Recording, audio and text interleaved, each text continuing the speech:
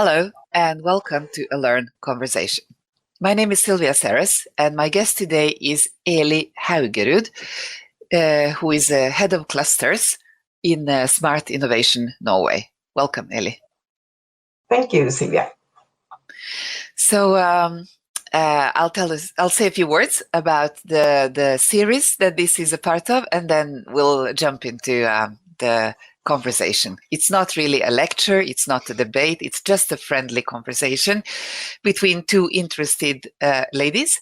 And the focus of the series that we are part of now is new perspectives on applied artificial intelligence. So we have about 20 people who have very interesting and unique perspectives, and your perspective, Eli, I think would be related to the clusters that you're heading, where one is actually called Cluster for Applied AI or some such, and the other one is about smart energy markets. Both super interesting application areas, industrial and energy markets. Have I got that more or less right? Yes, I think so. It's all about, and actually those two topics are quite heavily related as well. So it's I think you got it right about these topics. Excellent.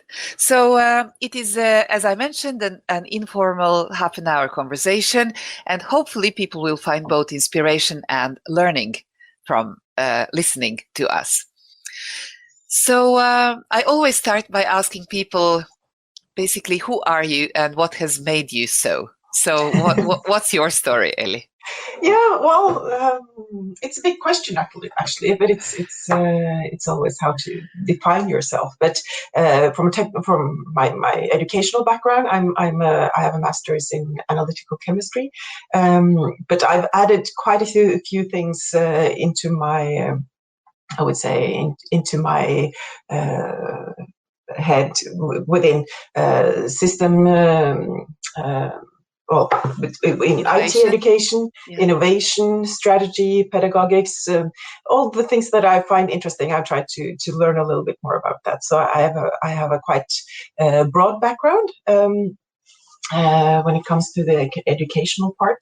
I think I found my interest into the technology and to science when I was around 13 years old. I had a teacher that was just amazing and had this energy about technology and science. So that I think that was what lit my spark into going into technology and science. I think that I still have that. I had just transformed it into more artificial intelligence and to different markets and to help others into this. I've been working in the IT business. I've been working with Techno for quite a few years. I've been working at a school, and now I work with Smart Innovation Norway. I live in Oslo. I have a family here. I have a dog that I like to walk with every day and do a lot of other things as well. So that's brief. Yeah. I think of you as somebody who is one of the best thinkers we have in Norway when it comes to innovation systems or innovation ecosystems, even better. It has to do with clusters, but it also has to do with basically thinking in multiple directions or stakeholder thinking. And this is some of the work that you're doing also now in actually two clusters at the same time in Halden area. Would you say a little bit about why do you believe that this systemic thinking results in better innovation than if everybody does it on their own? Yeah, well, first I would say that some companies are big enough to do innovation by their own, but most of the companies they don't have the competence or the resources or the financial muscles to do this. But we see that a lot of them have really great ideas and possible innovation possibilities. So I think that putting this into a system and to gather competence and to get people with other ideas and connections to talk to each other. I think that's really when we get to play very good in this innovation game, I think, and to find the really good possibilities. And I would say that in the clusters, we always say that we hunt for the things that normally wouldn't happen without being together, and that's really part of what we think of in the clusters, to hunt for these possibilities, and to do so we need to have all the different actors within the value chain. We need to have both the customers and those who are able to solve the problems. We need to have the users. We need to have the entire ecosystem into this to be able to create this. And we also see that the cluster way of working is to combine all these different actors. And since we also have two clusters in Smart Innovation Norway, we also have a very strong combination of those two, because in the energy market we see that there is a lot of possibilities within AI and digitalization. But we also saw that to take the innovation, or to take the competence from working with the energy markets, it's a lot of applied AI within this, but applied AI could also be used within other areas. So it's also a transformation from just the smart energy markets to also go towards applied AI.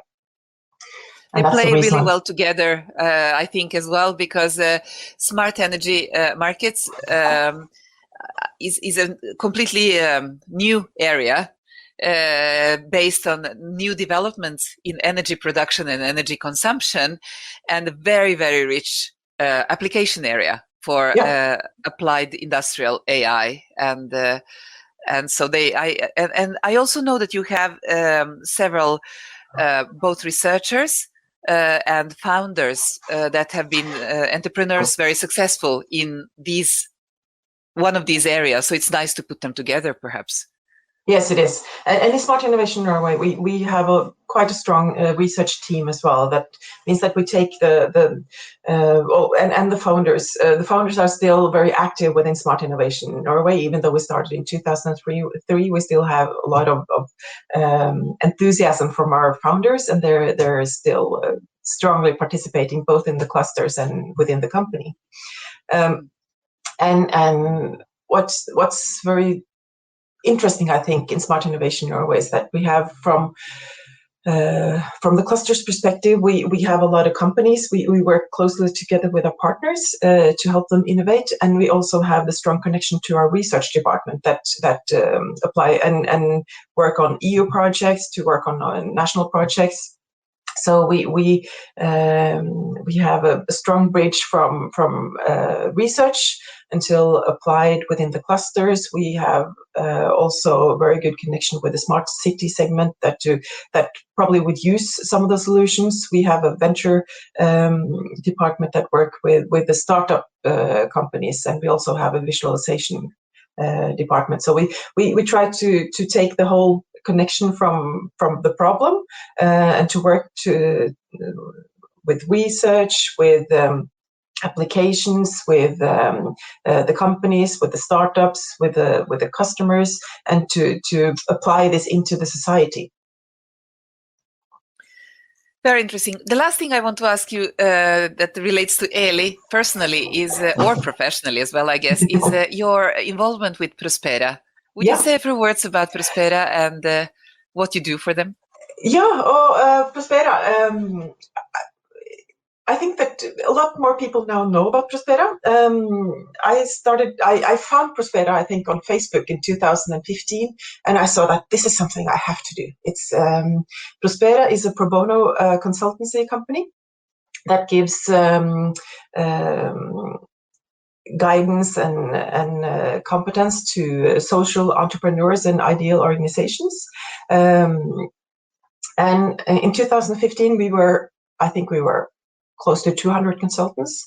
So I was voluntarily consultancy manager for Prospera, and we build it up. So now it's I think it's probably 1,200 consultants, and we are able to help a lot of social entrepreneurs in Norway too, because we see that it's the same thing as with the startup companies. We see that social entrepreneurs, they have competency within, and they burn really for what they want to solve, but they might not have the competence within strategy, within business development, within communication strategy. So that's where Prospera comes in to set up a team to help the social entrepreneurs to realize their potential, to get specialists that they normally can't afford to buy, and to help the social entrepreneurs to grow. So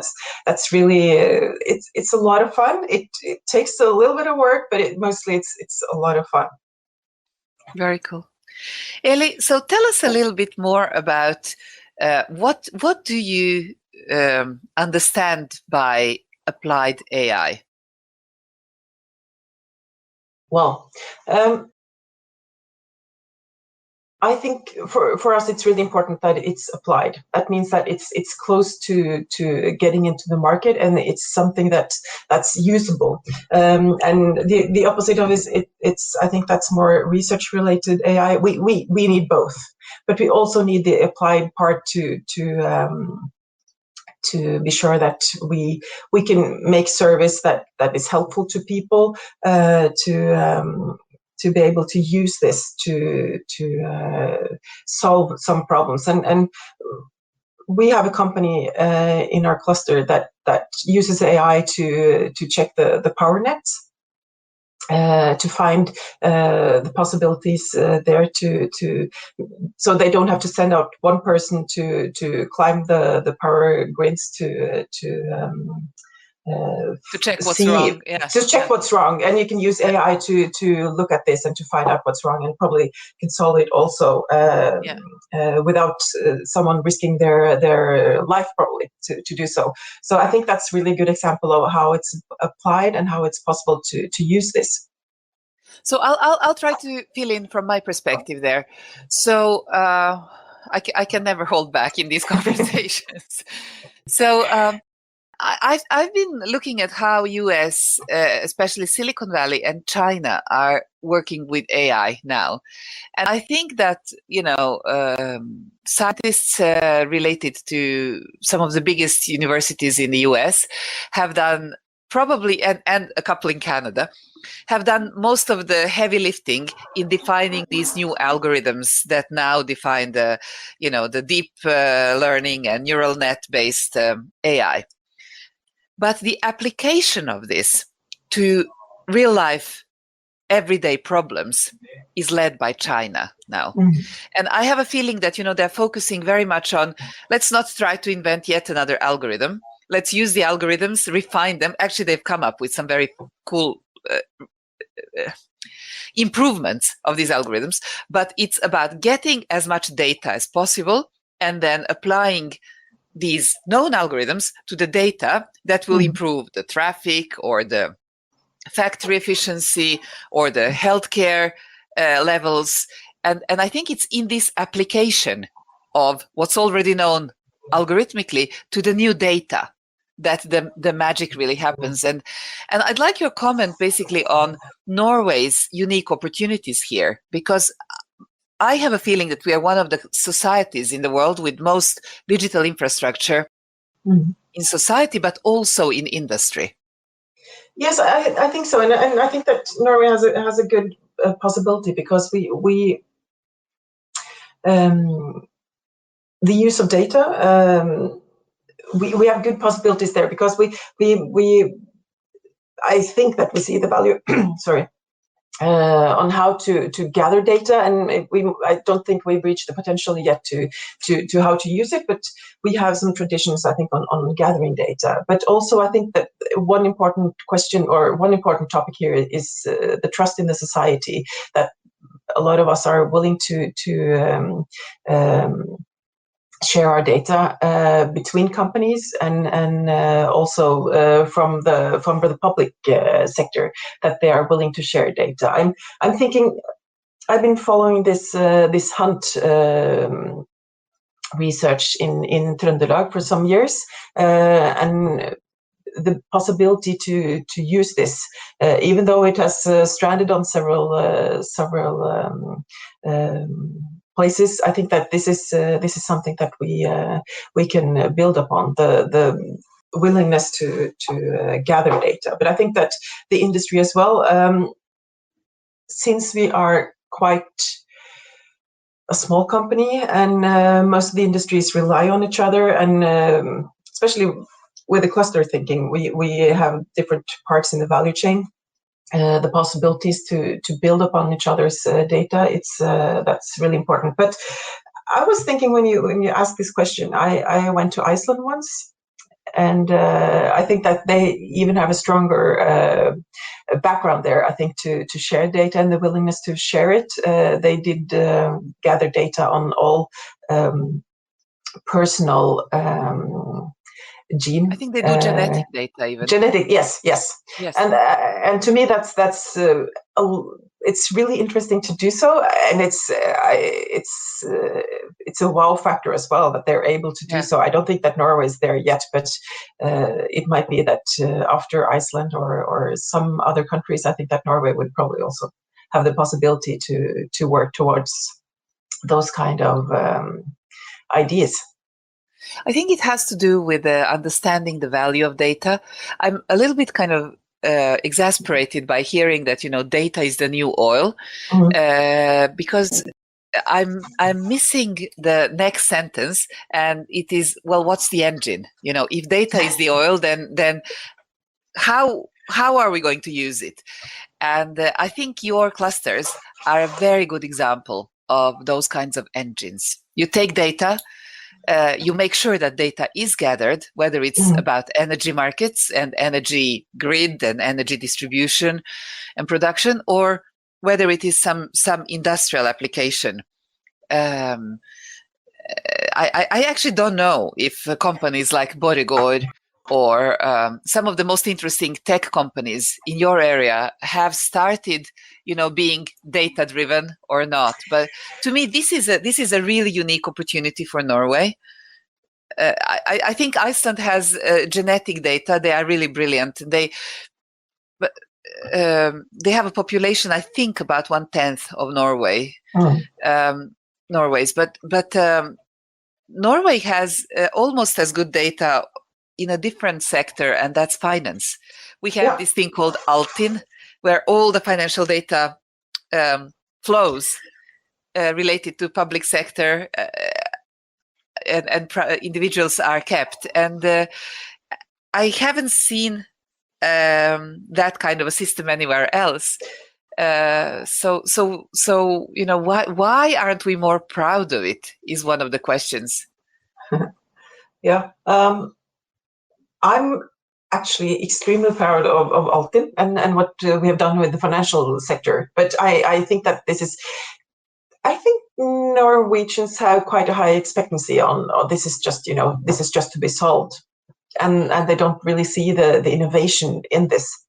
And I think that especially Skatteetaten and Altinn has been really, really great examples on how to innovate through the public sector and to gather data and the possibilities to work on this.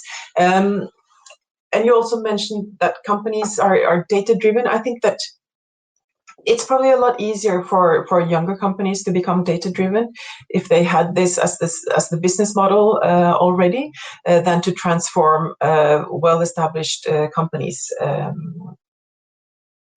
to become purely data driven, because that's really, really a heavy transformation to go through that. But for the larger companies to get the ideas from the startups and also from the public sector, because the public sector has really, changed a lot. I would say I can't remember the last time I sent in my tax report in a written way, but probably 10, 15 years ago. I can't remember. One of the things I had to smile about this year is that, as you say, several years we've had actually everything set up and you just have to sign off. But they have been so good at working with the user experience. So there will be questions now which are easy to answer and help you to fill out the form in an understandable way. I had to report property abroad. We have an apartment in Montenegro, and the way that this works now, it's just impressive. I thought. Yeah, and I think that that's part of the really to make it work. It's not only the data and to gather information, but it also the user experience and I have also added into my education some design thinking with strategic innovation, and to change your mind to work from the user's side.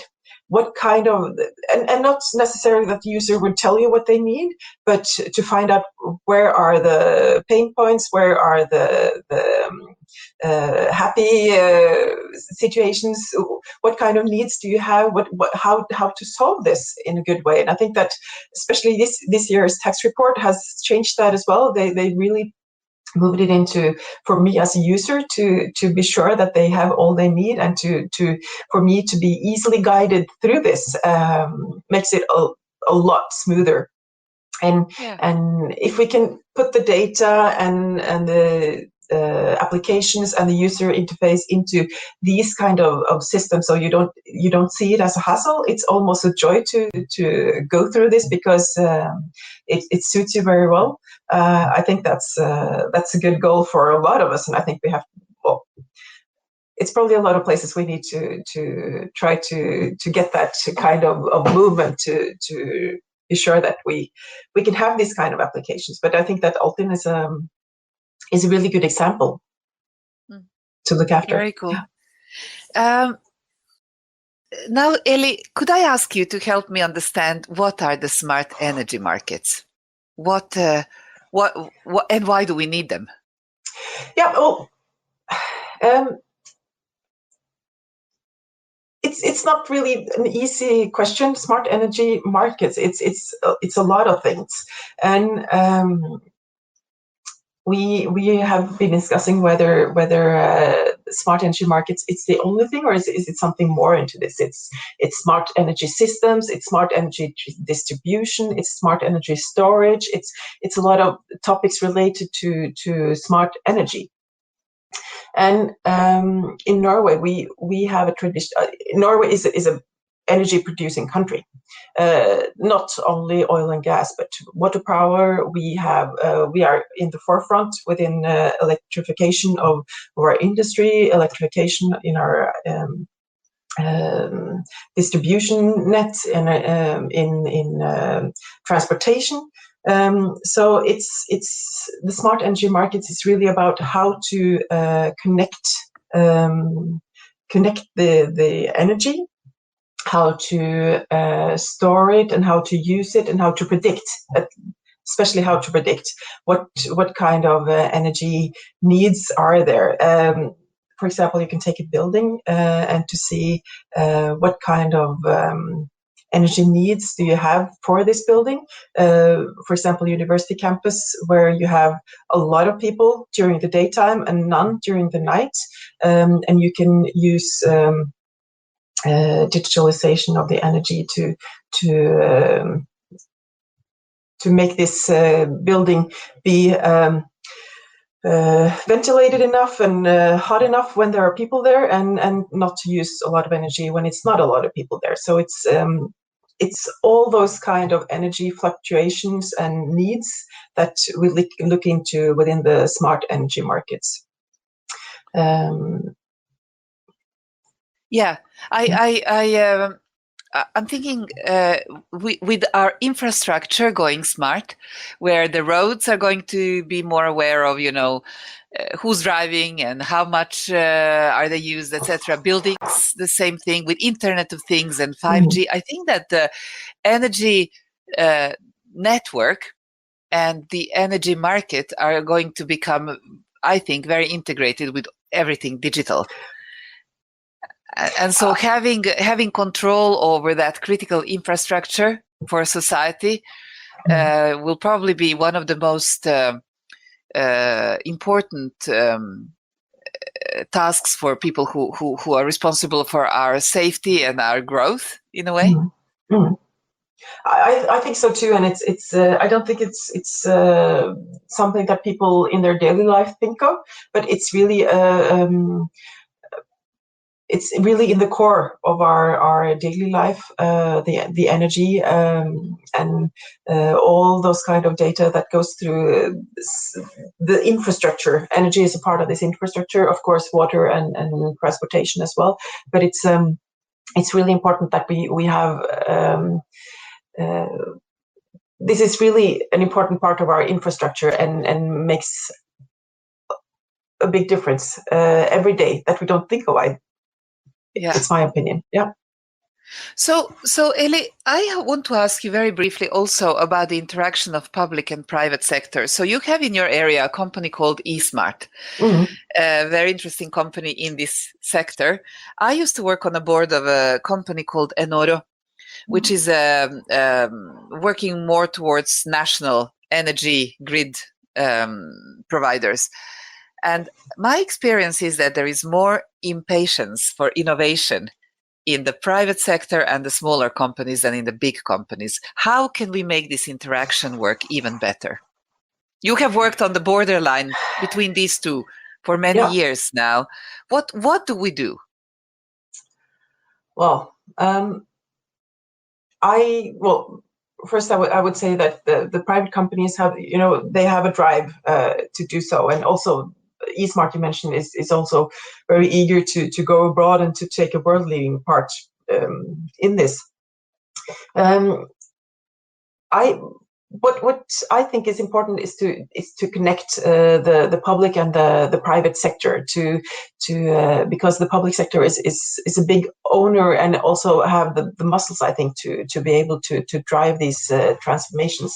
But the first thing is to let them talk together and to work together, and we would normally then try to put up an innovation project together with the public and the private sector to find good solutions. And one of the challenges there, I think, it's the difference in speed. Sometimes that we have the private sector is probably have a higher speed than the public sector, but the public sector has a different mandate to ensure that everyone gets the power they need to. So I think to have some good projects together and to work together on this and to get familiar with how they think and to get familiar also how they work, to be able to connect this and to share competence between the companies. I think that's probably one of the solutions how to do this. And this is something we also work with in the clusters, because we both have the private companies and also the public companies. So we try to make these connections within the cluster. I think you're onto something very, very important here. And I think it has to do with also perhaps giving them different roles, where the public companies, the large publicly financed companies or owned companies can be more a part of the,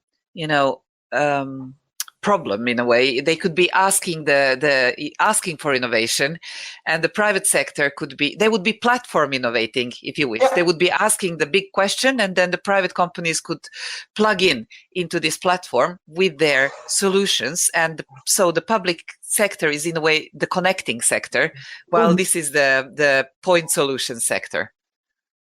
Yeah. I think so, and I think that's actually where we are today as well. It's that we see that we probably haven't gathered all the points yet, but the platform together with the applications and the possibilities from the private sector, I think that's probably a way to move forward. And I think that this is also, I think that this part will also accelerate, because we see that a lot of companies, especially the startups, have really good ideas on how to improve and how to use energy data for a lot of different things, like you can use this to how to place new industry.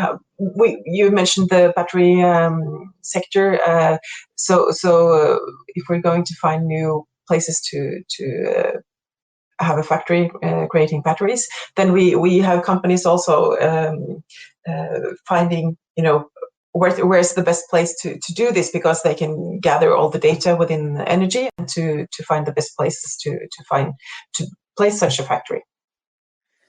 I know that there is among other this really good cluster in Kristiansand called Eide that are also looking into batteries, and so I'd like to hear you a little bit on potential collaborations between clusters on this.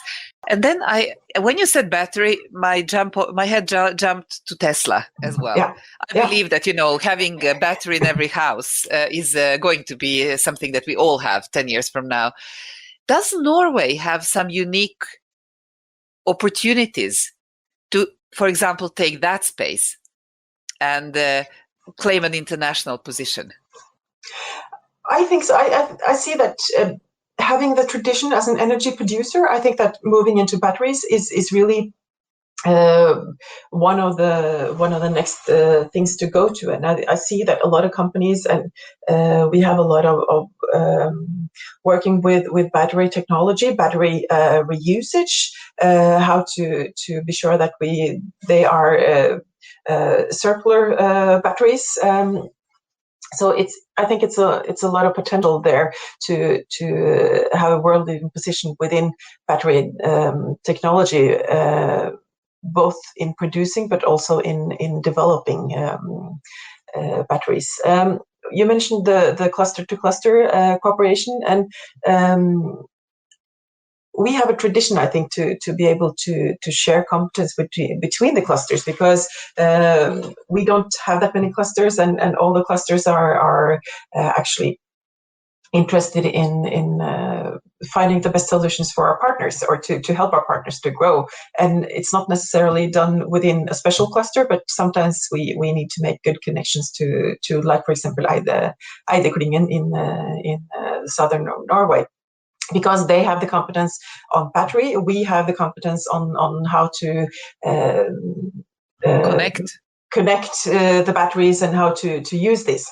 So I think it's a good connection there.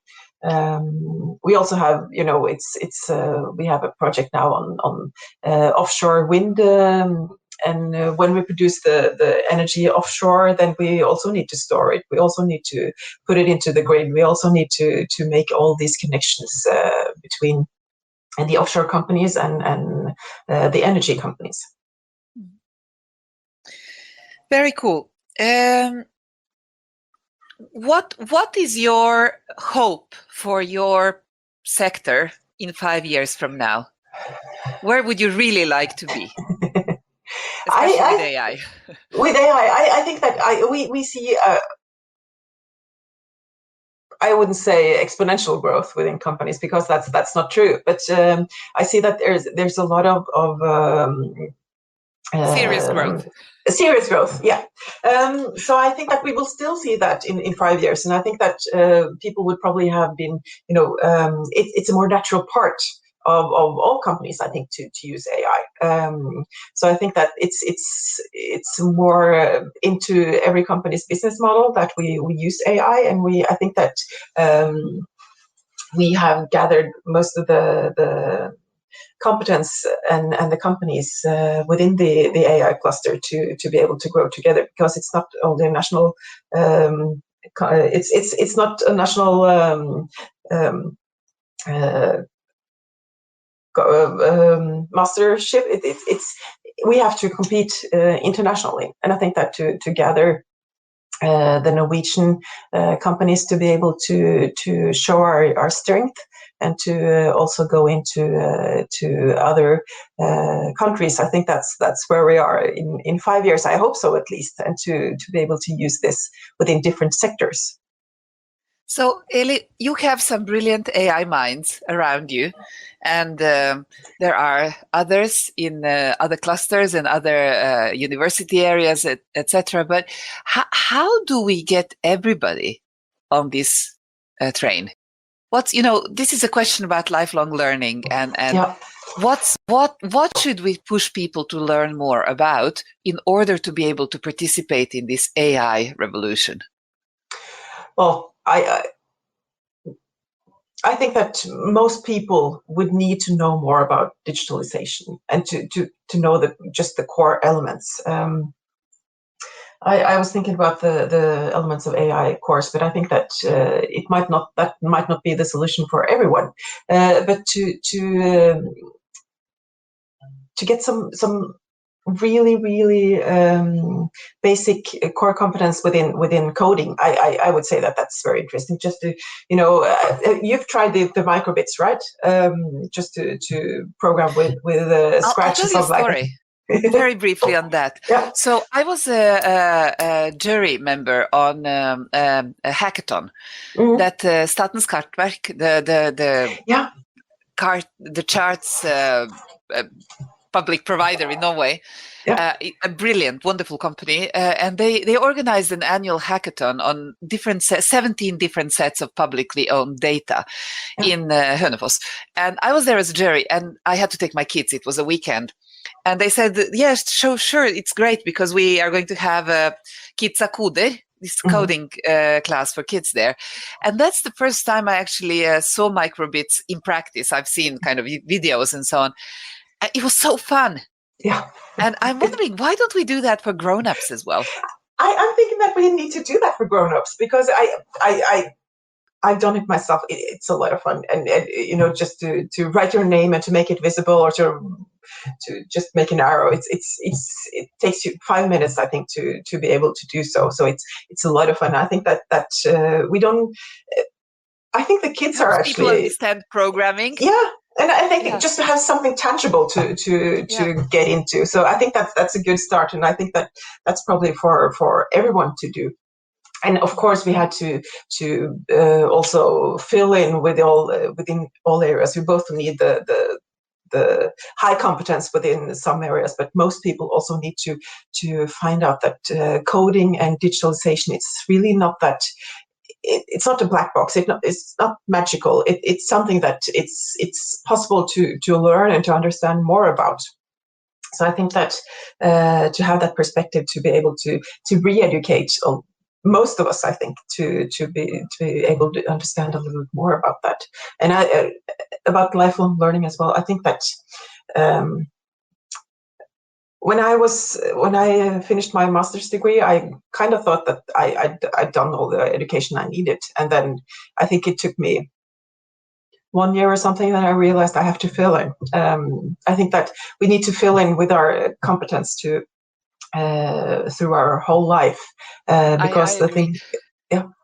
I love elements of AI, and I love the Coursera, MIT, but some of it is too deep and some of it is too narrow, and some of it. So I think we need to combine these things, and as you say, we need to mix and match and never stop. Yeah, I think so, and to have it in bite-sized chunks, I think it's also important that you don't have to start a 2 years program to do so.